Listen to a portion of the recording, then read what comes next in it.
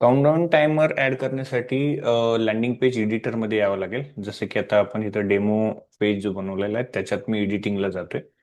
एडिटिंगला गेल्यानंतर तुम्हाला दिसेल इथं हा ऑलरेडी ऍड केलेला मी आहे, त्याला मी करतो रिमूव्ह. ठीक आहे, चला आपण त्यासाठी काय करावं लागेल. लेफ्ट हँड साईड बार मेन्यू ओपन केला पाहिजे, ज्यासाठी प्लसवर क्लिक करा. प्लसवर क्लिक केल्यानंतर एलिमेंट्समध्ये जाऊन कस्टममध्ये गेलं पाहिजे. एलिमेंट्समध्ये कस्टममध्ये आलो. कस्टममध्ये काउंटडाऊन टायमर आहे, ज्याला तुम्ही ड्रॅग करू शकता जिथं पाहिजे. मला आता इथं मास्टर क्लासच्या डायलॉगच्या खाली पाहिजे, मी इथं केलं त्याला. आता यानंतर काय करावं लागेल, ह्याला पूर्ण संपूर्ण बघा, ह्याच्यामध्ये वेगवेगळे एलिमेंट आहेत. हे बटन आहे, त्यानंतर हे डायलॉग्स आहेत.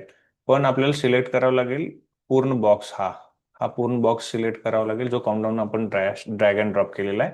आणि मग राईट हँड साईडला सेटिंगचं जे टोगल आहे त्याच्यावरती क्लिक करायचं आहे. ॲडव्हान्सवरती क्लिक करायचं आहे. आणि इथं तुम्हाला जे टाइम काउंटडाऊन घालायचं आहे, डेज, मग समजा आपल्याला 10 दिवस घालायचे आहेत आणि 5 तास घालायचे आहेत, 15 मिनिटं घालायचे आहेत आणि 0 सेकंड ठेवा. आता हे झालं तुमचं टायमिंग, तुम्ही ऍड केलं. पण त्या टायमिंग्सला ऑन केलं नाही आपण. ठीक आहे, मी परत एकदा ह्या काउंटडाऊन टायमरला क्लिक करतोय. बघा इथं ते टायमिंग जे आपण ऍड केलं ते सगळे इथं आपल्याला दिसत आहेत. पण ह्याला एनेबल्ड ऍक्शन केलं नाही. ऍक्शन एनेबल करा.